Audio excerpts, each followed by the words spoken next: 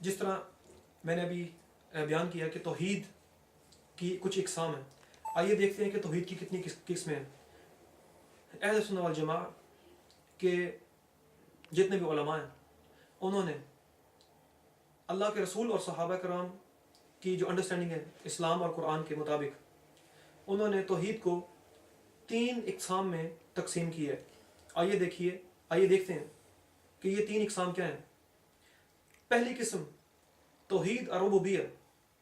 اب ربوبیت کے اندر 4 چیزیں جو ہم نے ذہن میں رکھنی ہیں۔ پہلی کہ اللہ مالک، اللہ خالق، اللہ مدبر اور اللہ رازق۔ یہ 4 چیزیں توحید الربوبیہ کے اندر ہیں۔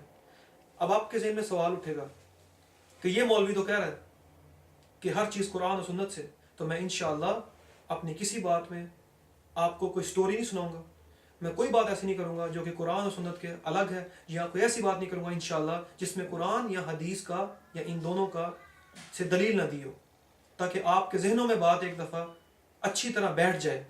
اور جو لوگ اپنا ذہن اور دل کھول کے اللہ عز و جل سے توفیق کی نیت سے اور ہدایت کی نیت سے اللہ اور اس کے رسول کی بات سنیں گے، انشاءاللہ ان کے دلوں میں یہ بات بیٹھے گی۔ ہمارا مسلک یہ نہیں کہتا کہ ہمیں روٹیاں توڑ توڑ کے کھلاؤ، ہم روٹی کھانے والے یا حلوہ کھانے والے مولوی نہیں ہیں۔ ہم انشاءاللہ آپ کو اللہ اور اس کے رسول کا منہج بتائیں گے، اور اگر آپ کو وہ قبول ہے تو والحمدللہ، اگر نہیں ہے تو اللہم یہدیک۔ آئیے دیکھتے ہیں کہ توحید کی کتنی قسمیں۔ میں نے کو بتایا کہ پہلی ہے توحید الربوبیہ۔ اب توحید الربوبیہ کیا ہے؟ یہ اللہ تعالیٰ کی تعریف، آف کورس تعریف ہے، لیکن اس میں نے آپ کو دوبارہ ریپیٹ کرتا ہوں، اللہ مالک، اللہ رازق، اللہ خالق، اللہ مدبر۔ پھر توحید اسماء و صفات، یہ کیا ہے؟ اسماء الاولی و صفات الحسنہ، اسماء الحسنہ و صفات الاولی، کہ اللہ تعالیٰ کے خوبصورت نام اور اللہ تعالیٰ کی جتنی صفات ہیں ان کی توحید۔ ابھی اس توحید کی دلیل، اس کی بھی دلیل انشاءاللہ آپ کو میں دوں گا۔ اور تیسری قسم ہے توحید العبادہ، اللہ تعالیٰ کی ڈائریکٹ عبادت اور عبادات میں اللہ تعالیٰ کی توحید۔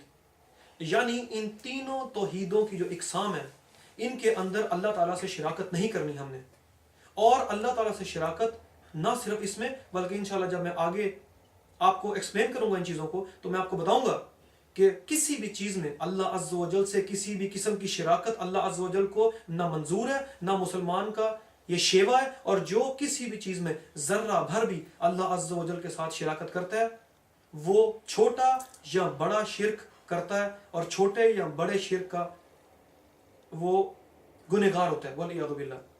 تو آئیے دیکھتے ہیں یہ تینوں قسمیں ہمیں دلیل کہاں سے ملتی ہے۔ میرا نہیں خیال کہ اس کائنات میں کوئی بھی ایسا مسلمان ہے جو کہ بالغ ہے اور اس کو جو کہ میں آپ کو قرآن کے اندر سے دلیل دینے لگا ہوں اس کو یہ قرآن کی آیات اور یہ قرآن کی صورت نہیں آتی۔ اس صورت کے بارے میں کہا جاتا ہے سورۃ الفاتحہ، اس کو کہا جاتا ہے ام الکتاب، اس کو کہا جاتا ہے کہ کتاب شریعت میں ام الکتاب، کتاب ایک اللہ عز و جل نے قرآن کے اندر کتاب ایک لقب دیا ہے قرآن کو، قرآن مجید کو کتاب کا نام بھی دیا ہے، ام الکتاب کتاب کی ماں۔ اور اس کو کہا گیا ہے کہ یہ 7 سورتوں والی بڑی برکتوں والی ایک سورت، 7 آیات والی بڑی برکتوں والی ایک سورت ہے۔ تو آئیے دیکھتے ہیں یہ ہے کیا۔ ہماری میجورٹی مسلم امت کو اس کا مطلب نہیں پتا۔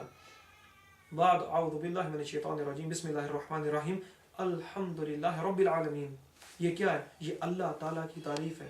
الحمدللہ رب العالمین، تعریف، تمام تعریف رب العالمین، تمام عالموں کے رب کے لیے۔ یہ کیا ہے؟ اللہ تعالیٰ کی یہ ربوبیت بھی ہے اور اللہ تعالیٰ کی صفت بھی ہے۔ اللہ تعالیٰ کی اسماء و صفات اور اللہ تعالیٰ کی ربوبیت کی تعریف ہو رہی ہے۔ الرحمن الرحیم، الرحمن اللہ تعالیٰ کا کیا ہے؟ نام بھی ہے، صفت بھی ہے۔ ابھی کیا ہے؟ الرحمن الرحیم، توحید، اسماء و صفات۔ مالک یوم الدین، اللہ تعالیٰ مالک یوم الدین، یوم الدین کا اللہ عز و جل مالک ہے۔ یہ کیا ہے؟ ربوبیت ہے اور اسماء و صفات بھی ہے، اس کی تعریف ہو رہی ہے۔ اور ربوبیت کی ہو رہی ہے.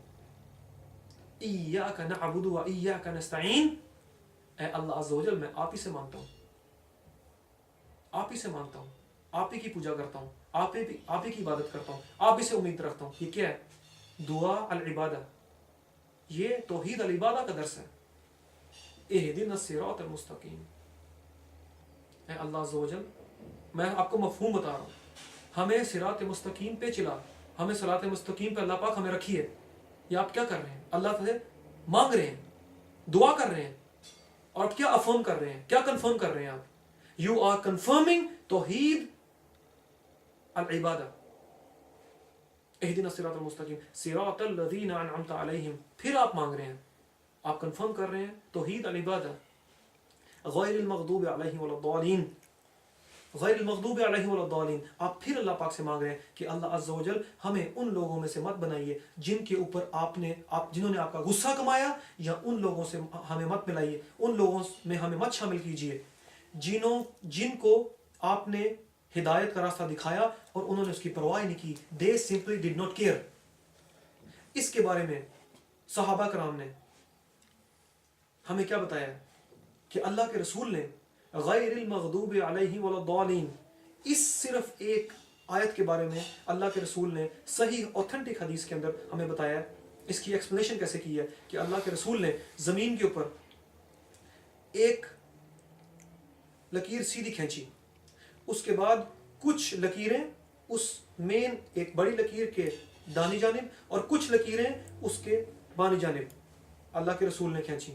اس کے بعد اللہ کے رسول نے اس کو ایکسپلین کیا، یہ جو ایک درمیان میں مین سٹریم ایک مین لکیر ہے، یہ میری لکیر ہے، یہ میرا راستہ ہے، یہ ہے صراط مستقیم. اور جتنی بھی لکیریں سائڈ پہ ہیں یہ ساری کی ساری لکیریں طلالہ، یہ ساری کی ساری گوئنگ اسٹرے، یہ ساری کی ساری ڈیویشن، یہ ساری کی ساری غلط، یہ ساری کی ساری بدعات، یہ ساری کی ساری ان کا کوئی میرے سے کوئی تعلق نہیں ہے ان کا. اور یہ ساری کی ساری شیطان، ان کے آگے شیطان ہے، ان کے اینڈ پہ شیطان ہے، اور جو آپ کو فائنلی جہنم میں والعیاذ باللہ لے کے جا رہی ہیں. تو یہ ایک لکیر ہے درمیان والی، یہ میری لکیر ہے. جو اس کو فالو کرے گا وہ انشاءاللہ اللہ عز و جل سے جو ہم مانگتے ہیں نماز کے اندر دن میں ایٹ لیسٹ 17 فرض رکعتوں کے اندر اہدنا الصراط المستقیم صراط الذین انعمت علیہم غیر المغضوب علیہم ولا الضالین آمین. ہم یہ ساتھ آمین بھی کہتے ہیں اور ہم اللہ پاک سے مانگتے ہیں. تو اللہ کے رسول نے ہمیں بتایا ہے کہ یہ راستہ کون سا راستہ ہے. اب ہم نے دیکھ لیا کہ اللہ کی جو توحید ہے اس کو جو ہم نے کیٹیگرائز کیا، توحید الربوبیہ، توحید اسماء و صفات، توحید اسماء الحسنى و صفات اولا، اور توحید العبادہ. ان کی دلیلیں، ان کے پروف میں نے آپ کو سورۃ الفاتحہ سے دے دی انشاءاللہ، جو کہ ہر مسلمان کو ازبر یاد ہیں. تو انشاءاللہ آگے ہم دیکھیں گے کہ ان توحید کی اقسام کا مزید کیا مقصد ہے.